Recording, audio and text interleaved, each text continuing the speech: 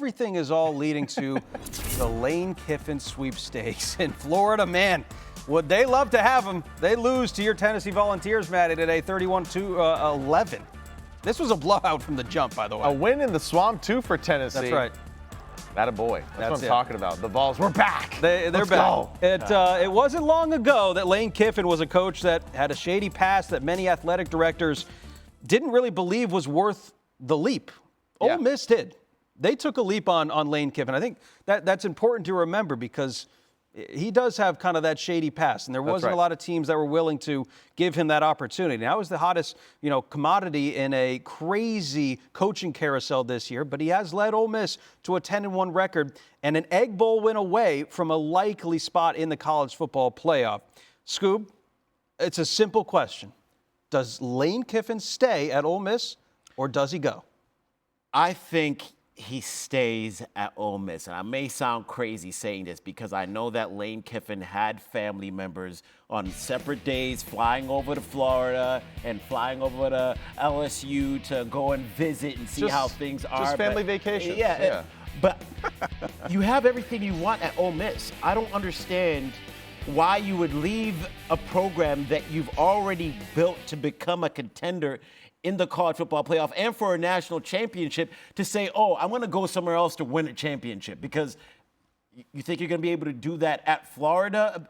I mean, money has completely changed the playing field in terms of how things are evened out on the playing field for programs trying to recruit. So I think he stays. He's already built something at Ole Miss. Maybe this is him finding a way to get the best bid, because LSU has already lined up apparently a contract to make him the highest paid college football coach in the country. But Ole Miss is prepared to do that as well. So I know his dad coached the Tampa Bay Buccaneers. He has some ties towards Florida, but do you really leave something nice for something better when you already have something nice? Why fix what's not broken? In theory, better. You don't really know. That's right.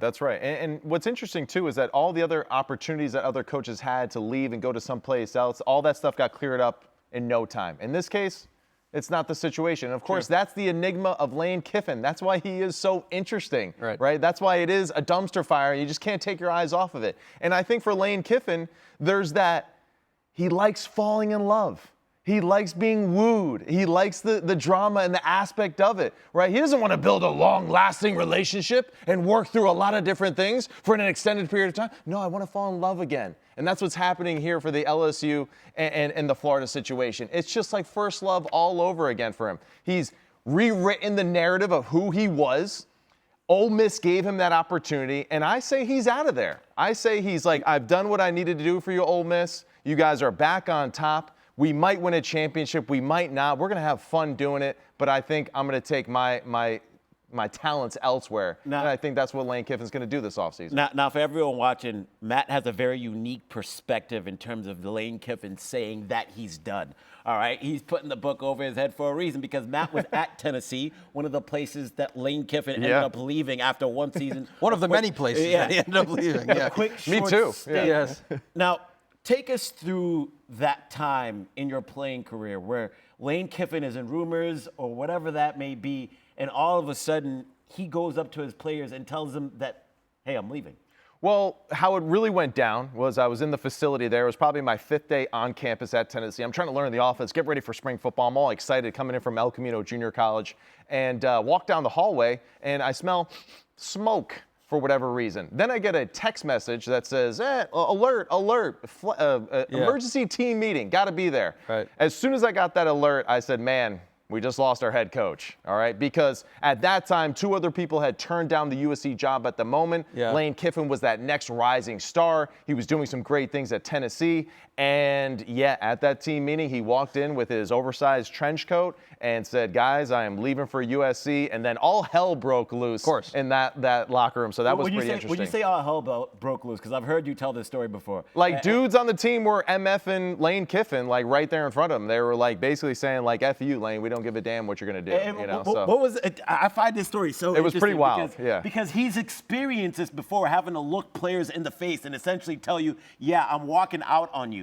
And, I mean, how was his reaction towards it? His reaction was how you would expect it to be. I mean, of course, he's excited for the opportunity to be the new head coach at USC, and also slightly disappointed that he's leaving a culture that he was rebuilding, reframing in the Tennessee culture that had, lost a lot of its leadership since Philip Fulmer. So it was definitely, I think, an emotional moment for him. And ultimately, he did, I think, something that was like near and dear to his heart, which was going back to California, going back to USC, which is a part of just who he is. And ultimately, that's the unfortunate part of college football. How did that work out? Yeah, I mean, it didn't work out well, and that's why we're here now today talking about this. And I think that's what's interesting. Like in life, he's out of there, dude. He's gone. He's gone, man. Well, I think you're right, but in life, you go through certain experiences that teach you a lesson for the next time. So did you learn from that to say, okay, now let me not repeat that action? The only difference, too, I think, for the players and him involved now is that in the modern day of NIL and all that kind of stuff, players have more flexibility and room to move and shift. At that time, if I left Tennessee when he left, I would have had to potentially sat out an entire year, right? So that's where, for the young players now, they have that advantage going forward of being able to shift and move. Now, the question is, right, if you're Ole Miss, say you find out that he's leaving, do you want him coaching your football team throughout the playoffs if they are to make the playoffs? Woo! And now what does that happen? Because he's got an opportunity now to coach your football team, recruit players away from your program to potentially his next stop, right? While simultaneously building another program while you're making a run for the playoffs. Do you guarantee me a national championship as a result? You can't guarantee. So that's what I'm saying. Like, if I'm athletic director, I'm saying, like, Lane, we appreciate everything you're doing. If you're moving on, you got to go now. But I'm saying he's not coaching my team in the playoffs. Tennessee wanted to name a sewage plant after Lane Kiffin. I'm sure that's not the only thing they wanted to name after. I do remember that, and they might as well do so in Ole Miss. But you got to think about this. Violet P. Very good. Shout out to you because I brought you up earlier in the show. Clearly, you are cooking in the chat.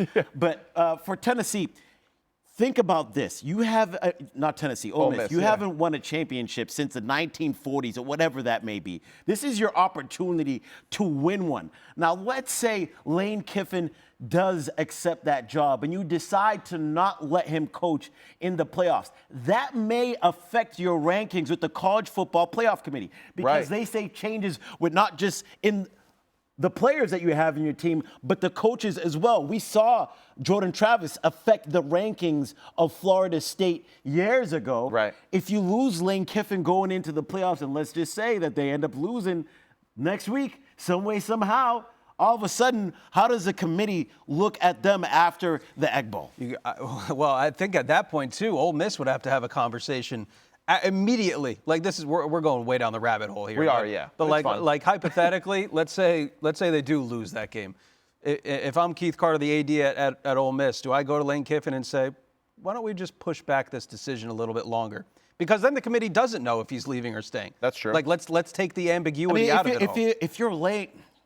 Would you be concerned, though, for him coaching your football team with the transfer portal right around the corner? Yeah, that's exactly what the transfer portal opens up. That's the other thing, too, is like, how can they also be an effective football team going forward in the playoffs while he's going to be simultaneously building a roster for another program? So that's what's the curious. signing period for high school recruits begins in early December. We're weeks away from that, and then the transfer portal opens in early January. Agree with this totally, right? That's a affirmative. Like, I agree with that. At the playoffs. Integrity. Integrity matters. Terry family, we appreciate your comments, for you getting at us. And that's a conversation here why it's so fascinating with Ole Miss because, hey, you're in a situation to do something that this program really hasn't seen, and you could change the way that everyone looks at them going forward. And Nick Saban said it right, dude. Yeah. Right? The system is flawed. It's flawed for the pros, it's flawed for college football, and it's flawed for the athletes that are doing everything that they can to make a run here, right,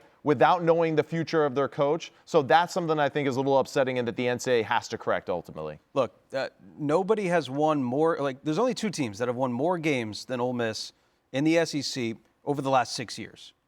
I'll give you a guess as to who they are: Alabama and Georgia. Yeah. That's it. Right. Like, and then it's Ole Miss. So it is not easy to win. It has not been easy to win at Ole Miss in the past. Lane Kiffin has done that. We all await with bated breath the decision of Lane Kiffin after the Egg Bowl, which allegedly is when we will get that decision. All right, let's move it along here.